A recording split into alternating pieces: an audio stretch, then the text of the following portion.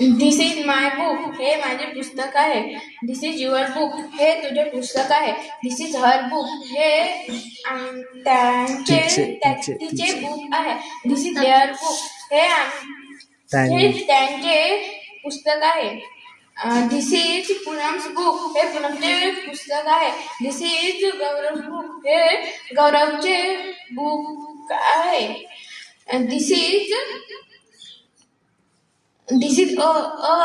हे आमचे पुस्तक आहे.